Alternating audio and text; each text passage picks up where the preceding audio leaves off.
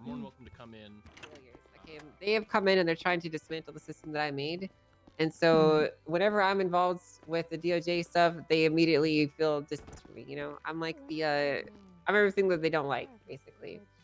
Yeah. That's why like having me in as direct named in your case is not good because they are biased against me.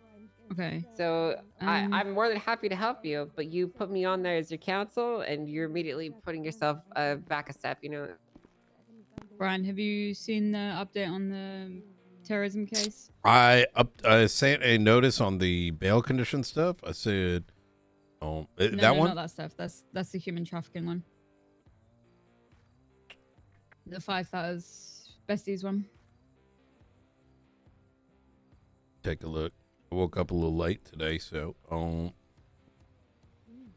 Yeah, I didn't know that like adding counsel was like making you guys. I'm asking to make you guys like my people that will ask questions. I just thought that meant that you're allowed to be up there and help me. I mean, that's what counsel means. I think. Listen, his comments in there is very pointed because I have a very distinct style of questioning people. I talk very long and I will just drag stuff out, and he knows that. I think that's why he said he doesn't want it to double in duration, because he knows that I will do that. I will sit there ask people questions all day long if I have the chance to do it. So there could be be only because I came halfway through the conversation, so this may have already been noted, but like us being up, like if you just let them know that there's going to be, I don't think we want more than 2 anyways. So like, you know, and personally, I would hate to talk up there on the stand. I think you should.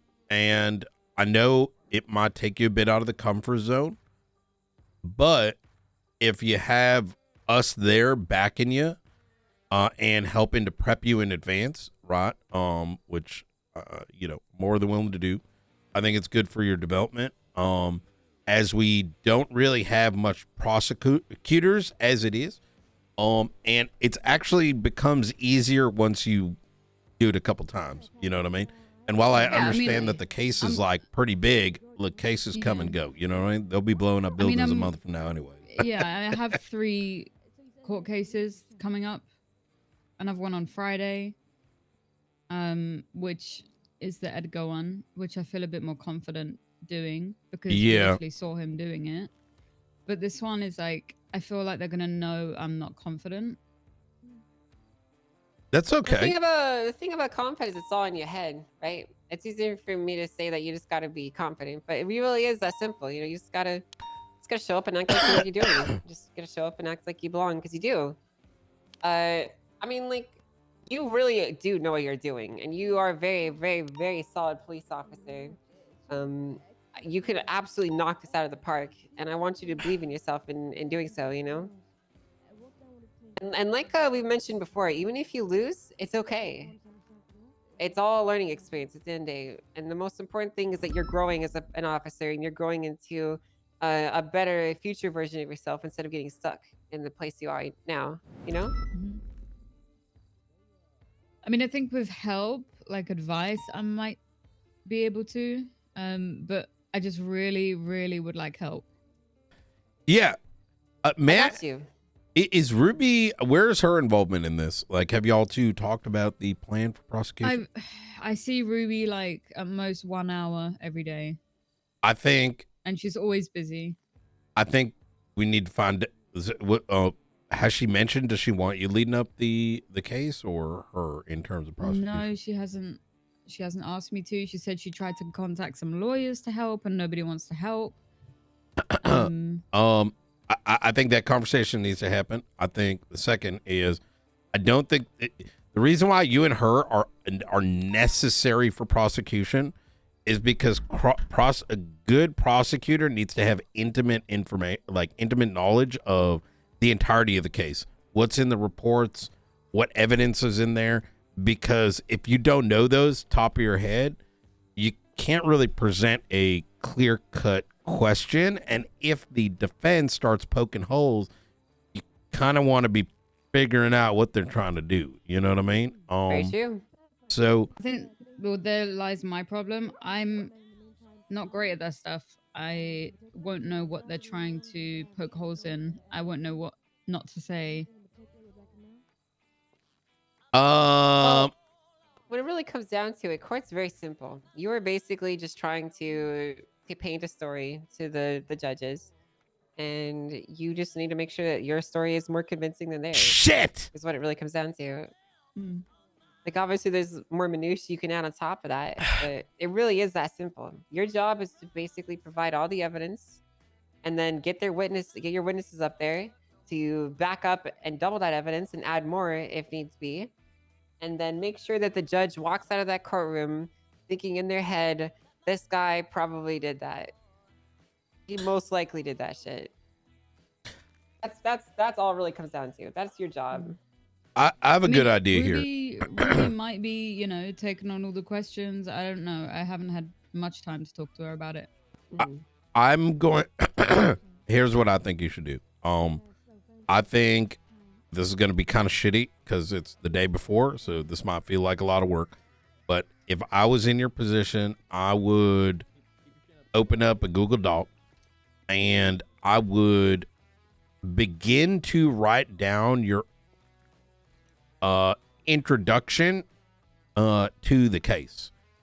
And it may not be the one that you present in court, but let's not even call it an introduction. You start writing down your argument as to why these two individuals, beyond a reasonable doubt, have committed said crimes.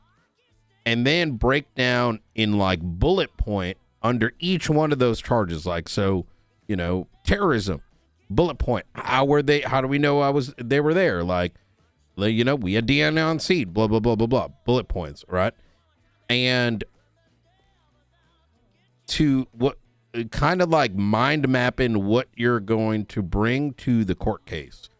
And then start writing your questions down as to what you need to ask of the individuals to like substantiate that. Is that kind of making sense? Like, I think Ruby might already be doing that. She said that she was writing down questions and we were going to try and link together later tonight and talk about it. Okay. I would do that separately as well as an exercise in the event she hasn't done it. And worst case scenario, you could bring some of the things you wrote down to her. Because like, I have in the past kind of done it, like winged it. I tend to wing it, right? But, you know, like Angel and myself have been around for God knows how long. You know what I mean? Mm-hmm. So, but as a first timer, even some of the biggest prosecutors we've had with a ton of experience, they'll write down literally everything, including every question they want to ask. I still write it down. Yeah, there you go. Yeah, look at that. I very rarely wing stuff because winging it works if you're confident, but if you start like faltering, if anything breaks your nerve while you're up there, you're kind of cooked. And that's happened to me before where like I started out really strong and I was like making stuff on the spot, and then all of a sudden I would just like trip and fall flat on my face. And I've always found that it just helps even just have an outline of what I want to say or what I'm trying to argue, because it helps kind of keep you on track, you know? It's easy to get lost in the weeds. They might bring up some stupid... This is the thing that happens a lot. They'll bring up some stupid fucking point. They'll be like, I'm actually technically... And none of it matters because it's not actually what the case is about, but they think it matters. And if you get dragged into that, then you can lose sight of the overall picture of the case. So I think you should absolutely do what Brian suggested here and get that stuff written down as soon as possible. And we'll be there. You know what I mean? Like, yeah, like the case. We can take a look at what your notes in advance if there's holes, things that are missing. And then of the day of, like, we can poke you. We can help push you if they're breaking scope or whatnot. Okay. What am I replying to Grayson? I would let him know that they're only going to be present there in the background and that there's only going to be 2 people that are going to be like focused on questions, right? That would probably satisfy his concerns. Yeah. About it taking like double the time. Okay. Because I mean, he is right to a degree that if you add 3 more people on the prosecution side that are also potentially there to ask questions, it could quite easily double the length of the court case. So yeah, I mean, I didn't even know that that meant you guys would be asking questions. I just thought I had to let Well, them know it's the that if you're implication. standing there with us. It's the implication, you know. It's like we don't necessarily have to be there to it, but we could, right? Mm. Okay, I love that. I'll try and get in touch with Ruby. She's around. Okay. I don't think she's around now. Yep. Hell yeah. No. Yeah, you should reach out to her as soon as possible. I don't like that you're being left out to dry on this, to be honest with you. Yeah, it kind of feels like there was, you know, so many people on this case, and somehow me and Ruby have been left. Welcome to the being a pieces. detective. That's That works. exactly how it is. Mm. That's true. That's how it works. Back in the day, there was this case with Michael Simone, and there was 35 people day 1. Day 2 it was 25. Day 3 it was 15. And before you know it, there ain't nobody left. I mean, the thing is, like, you know, the fun, there's the fun part, and then there's the paperwork. And let's be honest, nobody want to fuck with paperwork. It's just, you know how it is. But I love paperwork. I hate court. you're gonna, I think we can get you to like court. It's just we got to break you through that barrier. Once it clicks, right, what court is, like, everyone knows what court is, but like what court really is. It's kind of like I don't know like chess very well, but it's kind of like if you watch chess, right? It's like, it just looks like a bunch of random shit that you're moving all over the place. But at some point you like realize that you start to see patterns. You know what I mean? Does that kind of make sense? Like, yeah. Start writing something up. We'll take a look at it today. You know what I mean? And work through it. Like at any point you get like a mental block or whatever, like writer's block, whatever, you give us a call. We'll make forward headway. You know what I mean? All right. Yep. I'll get started on that. Perfect. It's open. All right. Thank you. What the hell is that? Hell yeah. I brought you guys a present. Thanks, Jimbo. Oh, Appreciate that. hell yeah. Going into the ground, Jimbo. Hey, it's time for a cookout, team. Oh shit. Oh my God. Brisket. Yeah, let's have a barbecue. Are you skinning it right now? But Oh, holy shit. Oh my God. it's Yeah. alive still, Yeah. Jimbo. Yeah. That's a few $1,000s worth of Oh beef right there. shit. Oh That shit! thing's fucking Get crazy. away, Brian! Get away! Yep. Jimbo, why did you bring a live cow in here? That'd be funny. I mean, yeah, I guess a little bit funny, but what All the right, hell? It's gonna rip open the desk and stuff. Make sure you give him a lot of And in grass, this moment, and you Knight gotta was milk so his happy udders every Angel is couple now hours. the I gotta milk undersheriff. him, but it's a guy. Again. How can I milk a guy? All right. Okay. I'm not milking this fucking cow, guys.